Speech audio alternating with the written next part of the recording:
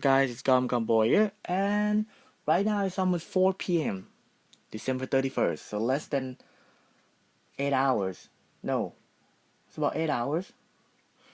Yeah, less than 9 hours until New Year, so yay!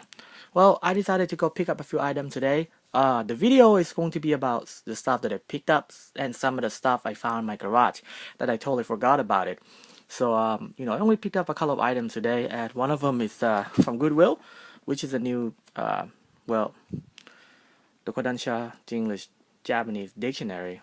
I figured that I have electronic dictionary, but it's out of battery, so I figured pick this one up. It's only $2 and it's 50% off.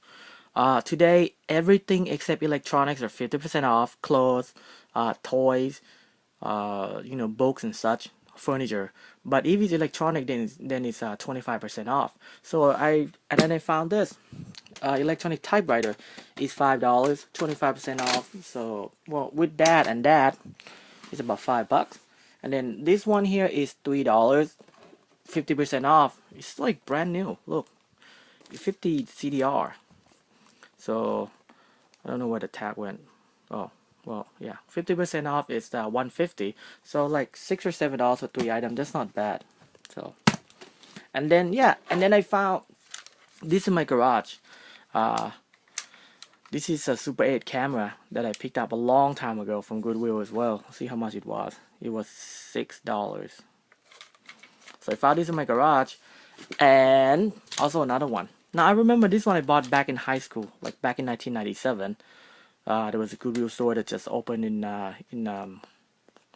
Roanoke Park, California. So I bought this one too. I took the tag off already. Now, beside all this stuff, I also pull out my old PCFX, NEC PCFX. Now, I bought this system. Well, actually, pull it out right there. Came with box and everything. It's missing manual.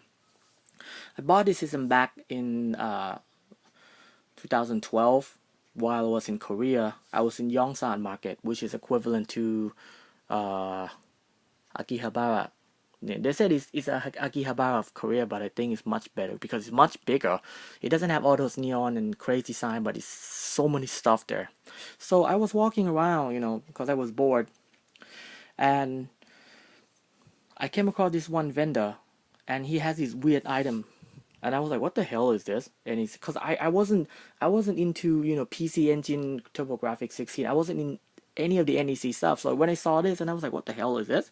And the asking price was I think 79,500. So like almost 80,000 won, which is like $79. And I was like, "Whoa, it's quite pricey, you know."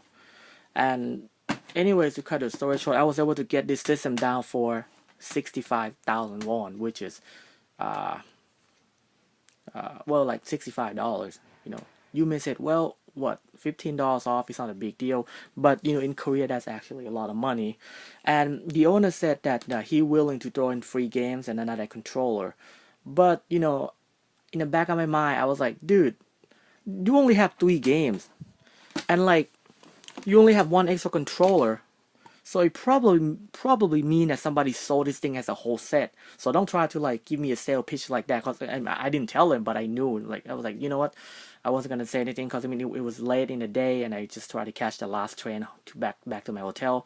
So I got all this for $65. That's 3 games though. It has Pierre Carrot. If you're not familiar with it, it's a dating game, and this is the full-blown 18 plus model. 18 plus version, where the Dreamcast, they removed the sensor and stuff, but this one here, there's even sex scene in this. So, and then you have Blue Breaker. This is an RPG. And then from what I know, I wasn't sure about this game before, but from what I know, this is actually a pack-in game, one of the pack-in game, Team Innocent. I played it for a little bit. It's supposed to be the game that inspired Resident Evil, because the control is exactly the same. So yeah. And then the thing about the game is this though. I wasn't really interested in this system at all. I took it back to my hotel. I hook it up and I play it for a little bit. Then I found out that this game here, you really have to have a lot of knowledge about Japanese language because it uses a lot of kanji, like a lot. And I didn't feel like, opening my dictionary, electronic dictionary, because I was on vacation, man. So I was like, so I packed it back and brought it home and never turned it on since. Until I saw Luke Morse, he was doing a channel about this, and he did say something. He said this game system here, there's only one flaw that he doesn't like is that it doesn't save any game. And I thought to myself, like, what the hell do you mean by not saving the game? I was playing it, and the game saved fine. So I opened this up, and this is true after a year. I mean, when I first saw the system, I didn't know what this thing was. I thought it was just a cover. I thought it was just a cover for something. But then when I pull it out, it turned out to be a memory card. And you need this to save. And this memory card goes for about $40, $50 on eBay. So, I guess you can say I got lucky. Because, I mean, if you're to buy this system now without a memory card, you're looking at you can buy it anywhere from like $90 to $100, I guess. But the shipping to the US is going to be a bitch. So, without a memory card. So for $65 for all of this, well, I had to bring it back from Korea though. I didn't ship it, I just put it in my luggage. But yeah. Another cool thing about this system is this. Well, let me just first say, just like any other game system back in this era, it doesn't have any copyright protection. So I burned a game earlier this morning and it worked just fine. If you can burn Sega CD games or Neo Geo CD, you can burn this thing fine, no problem. But the games here are very expensive as well, and it's not very US friendly. It's very Japanese. So I mean, I had a hard time playing this game. I had to use my dictionary all the time, So, but that's a few games that I would recommend though. One of the games is called PL Carrot. They do have an English translated that just released a couple years ago. So this is one of them that you can play. Understand. Another one I call the Zenki FX. It's like a side-scrolling action adventure game, which you can play that. And then the last one that I would recommend is called Super God Trooper. Let me see here. Here we go. This game right here is a shoot 'em up. Super God Trooper Zero Gar. It's a shoot 'em up. And then also Zenki FX.